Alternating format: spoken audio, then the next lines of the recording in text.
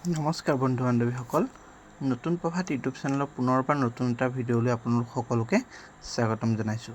বন্ধু বান্ধৱীসকল, আমি আজি অসমৰ ইতিহাসৰ সপ্তমটো খণ্ড আলোচনা কৰিবলৈ গৈছোঁ। এই খণ্ডত আমি আধুনিক অসমৰ অৰ্থাৎ ব্ৰিটিছসকল অহাৰ পৰৱৰ্তী সময়ৰ অসমৰ সময়ছোৱাৰ কেইটামান গুৰুত্বপূৰ্ণ প্ৰশ্নৰ বিষয়ে আলোচনা কৰিম। বন্ধু বান্ধৱীসকল, আমি ইতিমধ্যে 6টা খণ্ডত প্ৰাচীন কালৰ পৰা আহোমসকলৰ ৰাজত্বকালৰ সময়ছোৱালৈকে অৰ্থাৎ 1826 চনৰ 24 ফেব্ৰুৱাৰীৰ সেই দিনটোলৈকে, যি দিনটোত বিখ্যাত ইয়াণ্ডাবু চুক্তি স্বাক্ষৰিত হৈছিল, আমি প্ৰশ্নসমূহ 6টা খণ্ডত আলোচনা কৰিলোঁ। আহকচোন বন্ধুসকল, আজিৰ এই খণ্ডটোত আধুনিক যুগত অৰ্থাৎ ব্ৰিটিছসকলৰ আগমনৰ সময়ছোৱাৰ পৰা পৰৱৰ্তী সময়ছোৱালৈ কেইটামান গুৰুত্বপূৰ্ণ প্ৰশ্নৰ বিষয়ে আলোচনা কৰোঁ। বন্ধু বান্ধৱীসকল, আপোনালোকে চেনেলটোৰ পৰা উপকৃত হ'লে অনুগ্ৰহ কৰি চেনেলটো ছাবস্ক্ৰাইব কৰি দিব।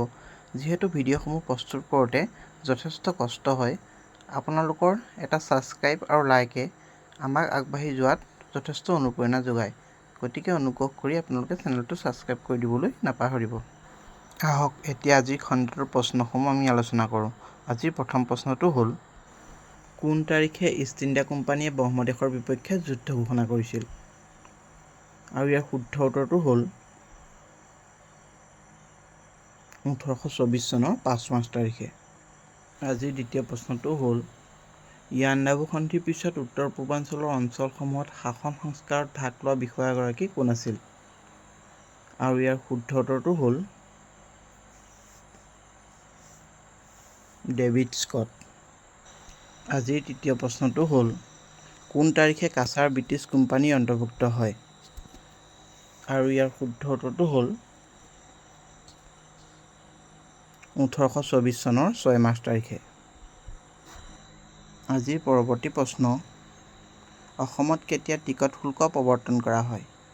আৰু ইয়াৰ শুদ্ধ উত্তৰটো হ'ল 1858 চনত।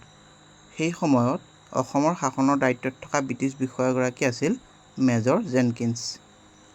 পৰৱৰ্তী প্ৰশ্ন, অসম টি কোম্পানী কেতিয়া গঠন কৰা হৈছিল? আৰু ইয়াৰ শুদ্ধ উত্তৰটো হ'ল 1839 চনত।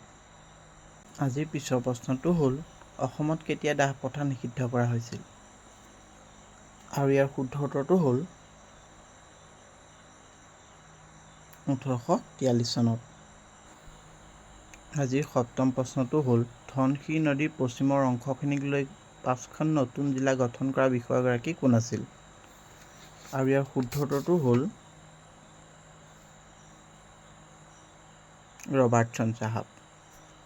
তেখেতে 1833 চনৰ মাৰ্চ মাহত এই জিলা 5খন গঠন কৰিছিল।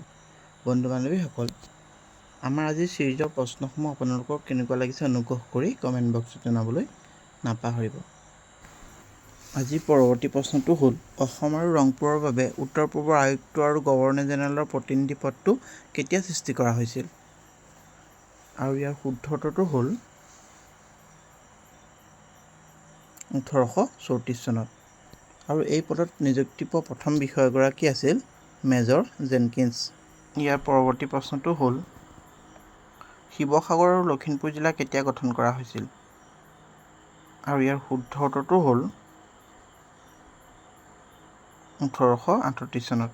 আৰু এই জিলা দুখনো গঠন কৰিছিল ইংৰাজ বিষয়া মেজৰ জেনকিন্সে। আজিৰ দশম প্ৰশ্ন, 1846 চনত শিৱসাগৰত 14খনকৈ বিদ্যালয় স্থাপন কৰা মিছনেৰী দুগৰাকী কোন আছিল?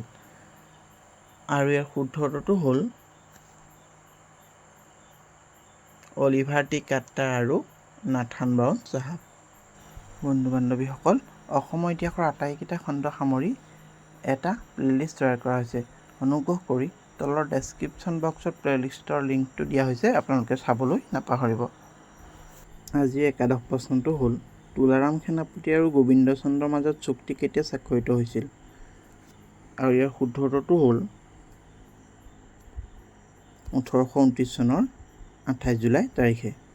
আজিৰ দ্বাদশ প্ৰশ্নটো হ'ল, ব্ৰিটিছৰ বিৰুদ্ধে বিদ্ৰোহ কৰা প্ৰথম অসমীয়াগৰাকী কোন আছিল? আৰু ইয়াৰ শুদ্ধ উত্তৰটো হ'ল গমধৰ কোঁৱৰ। আজিৰ ত্ৰয়োদশ প্ৰশ্নটো হ'ল, কোন চনত পিয়লি ফুকনে ব্ৰিটিছৰ বিৰুদ্ধে বিদ্ৰোহ ঘোষণা কৰিছিল? আৰু ইয়াৰ শুদ্ধ উত্তৰটো হ'ল 1830 চনত। আজি পৰৱৰ্তী প্ৰশ্ন, অসমৰ 1857 চনৰ বিদ্ৰোহৰ মূল ব্যক্তিজন কোন আছিল? আৰু ইয়াৰ শুদ্ধ উত্তৰটো হ'ল মণিৰাম দেৱান। মণিৰাম দেৱান আছিল ব্ৰিটিছৰ এজন চাকৰিয়াল, কিন্তু পৰৱৰ্তী সময়ত তেওঁ ব্ৰিটিছৰ বিৰুদ্ধে ক্ষোভত অগ্নিদগ্ধ হৈ তেওঁ 1857 চনৰ বিদ্ৰোহত জঁপিয়াই পৰিছিল। আজিৰ পঞ্চদশ প্ৰশ্নটো হ'ল, মণিৰাম দেৱান আৰু পিয়লি বৰুৱাক কেতিয়া ফাঁচি দিয়া হৈছিল? আৰু ইয়াৰ শুদ্ধ উত্তৰটো হ'ল 1858 চনৰ 26 ফেব্ৰুৱাৰী তাৰিখে, আৰু তেওঁলোকক যোৰহাটত মুকলিকৈ ফাঁচি দিয়া হৈছিল। পৰৱৰ্তী প্ৰশ্ন, কোন চনত উত্তৰ কাছাৰ পাহাৰ কোম্পানী ৰাজ্যৰ অন্তৰ্ভুক্ত কৰা হয়? আৰু ইয়াৰ শুদ্ধ উত্তৰটো হ'ল 1854 চনত। আজিৰ সপ্তদশ প্ৰশ্নটো হ'ল, অসমত কেতিয়া চিফ কমিছনাৰ শাসন প্ৰৱৰ্তন কৰা হয়? আৰু ইয়াৰ শুদ্ধ উত্তৰটো হ'ল 1874 চনৰ 6 ফেব্ৰুৱাৰী তাৰিখে। আজিৰ অষ্টাদশ প্ৰশ্নটো হ'ল, অসমৰ প্ৰথমগৰাকী চিফ কমিছনাৰ পদত অধিষ্ঠিত ব্যক্তি কোন আছিল? আৰু ইয়াৰ শুদ্ধ উত্তৰটো হ'ল R.H. কিটিং। আজিৰ পৰৱৰ্তী প্ৰশ্ন, অসমে কেতিয়া পূৰ্ণাংগ প্ৰদেশৰ মৰ্যাদা লাভ কৰিছিল? ইয়াৰ শুদ্ধ উত্তৰটো 1921 চনত। বন্ধু-বান্ধৱীসকল, অসমে এখন ৰাজ্য হিচাপে 1950 চনত স্বীকৃতি লাভ কৰিছিল, কিন্তু 1921 চনত এখন গৱৰ্ণৰ শাসিত প্ৰদেশ হিচাপে অসমে স্বীকৃতি লাভ কৰিছিল। আজিৰ 20 সংখ্যক প্ৰশ্নটো হ'ল, অসমত কেতিয়া আয়কৰ প্ৰৱৰ্তন কৰা হৈছিল? আৰু ইয়াৰ শুদ্ধ উত্তৰটো হ'ল 1861 চনত। বন্ধু-বান্ধৱীসকল, 1860 চনত সমগ্ৰ ভাৰতবৰ্ষত আয়কৰ প্ৰৱৰ্তন কৰা হৈছিল, আৰু তাৰ এবছৰ পাছত 1861 চনত অসমতো আয়কৰ আইন প্ৰৱৰ্তন কৰা হৈছিল। আজিৰ পৰৱৰ্তী প্ৰশ্নটো হ'ল, অসমত কোন চনত আফু খেতি বা আফিঙৰ ওপৰত নিষেধাজ্ঞা আৰোপ কৰা হৈছিল? আৰু ইয়াৰ শুদ্ধ উত্তৰটো হ'ল 1861 চনত। বন্ধু-বান্ধৱীসকল, 1861 চনত আফু খেতিৰ ওপৰত নিষেধাজ্ঞা আৰোপ কৰাৰ ফলস্বৰূপেই পৰৱৰ্তী সময়ত নামনি অসমত কৃষক বিদ্ৰোহবিলাক সৃষ্টি হৈছিল। বিশেষকৈ নগাঁও আৰু পথৰুঘাটৰ কৃষকসকলে আফু খেতিৰ ওপৰতে নিৰ্ভৰ কৰি তেওঁলোকৰ জীৱন পোহপাল দিছিল। পৰৱৰ্তী প্ৰশ্নটো হ'ল, কোন চনত ফুলগুৰি সেৱা সংঘটিত হৈছিল? আৰু ইয়াৰ শুদ্ধ উত্তৰটো হ'ল 1861 চনত। এই ফুলগুৰি আছিল নগাঁও জিলাত, আৰু ইয়াতেই পোনপ্ৰথমে কৃষকবিলাকে সংগঠিত হৈ ব্ৰিটিছৰ বিৰুদ্ধে বিদ্ৰোহ কৰিছিল। আজিৰ চিৰিজৰ পৰৱৰ্তী প্ৰশ্নটো হ'ল, ফুলগুৰি সেৱাত মৃত্যু হোৱা ব্ৰিটিছ বিষয়াগৰাকী কোন আছিল? আৰু ইয়াৰ শুদ্ধ উত্তৰটো হ'ল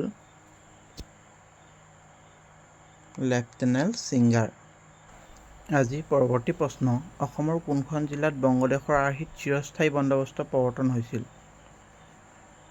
আৰু ইয়াৰ শুদ্ধ উত্তৰটো হ'ল গোৱালপাৰা জিলাত।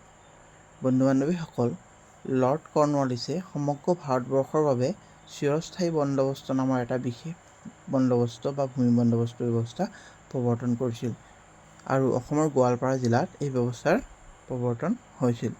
পৰৱৰ্তী প্ৰশ্ন, কোন চনত পথৰুঘাটৰ ৰণ হৈছিল? আৰু ইয়াৰ শুদ্ধ উত্তৰটো হ'ল 1894 চনত। পথৰুঘাট আছিল দৰং জিলাত এখন বিশেষ ঠাই। আজিৰ 26 নম্বৰ প্ৰশ্নটো হ'ল, পথৰুঘাটৰ ৰণৰ ওপৰত ভিত্তি কৰি লিখা দলি পুৰাণ কোনে ৰচনা কৰিছিল? আৰু ইয়াৰ শুদ্ধ উত্তৰটো হ'ল নৰোত্তম দাস। আজিৰ 27 সংখ্যক প্ৰশ্নটো হ'ল, অসমৰ প্ৰথমখন ইংৰাজী স্কুল ক'ত স্থাপন কৰা হৈছিল? আৰু ইয়াৰ শুদ্ধ উত্তৰটো হ'ল 1835 চনত গুৱাহাটীত। আজিৰ পৰৱৰ্তী প্ৰশ্নটো হ'ল, অৰুণোদয় কেতিয়া প্ৰকাশ পাইছিল? আৰু ইয়াৰ শুদ্ধ উত্তৰটো হ'ল 1846 চনত। বন্ধু বান্ধৱীসকল, অৰুণোদয় আছিল অসমৰ প্ৰথমখন মাহেকীয়া বাৰ্তালোচনী। আজিৰ পৰৱৰ্তী প্ৰশ্নটো হ'ল কটন কলেজ কেতিয়া স্থাপন হৈছিল? আৰু ইয়াৰ শুদ্ধ উত্তৰটো হ'ল 1901 চনত। আজিৰ 30 সংখ্যক তথা অন্তিম প্ৰশ্নটো হ'ল কটন কলেজৰ প্ৰথম অধ্যক্ষ কোন আছিল? আৰু ইয়াৰ শুদ্ধ উত্তৰটো হ'ল মিষ্টাৰ F.W. চুটমাৰ্চন। বন্ধু বান্ধৱীসকল, অহাকালিলৈ অনুষ্ঠিত এডিআৰই পৰীক্ষাৰ বাবে সকলোকে শুভেচ্ছা জ্ঞাপন কৰিলোঁ। লগতে যিসকল বন্ধু বান্ধৱী এতিয়াও মোৰ চেনেলটো চাবলৈ সক্ষম হোৱা নাই, আপোনালোকে আপোনালোকৰ লগৰ বন্ধু বান্ধৱীক চেনেলটো শ্বেয়াৰ কৰি আগবঢ়াই দিব বুলি আশা থাকিল। ধন্যবাদ।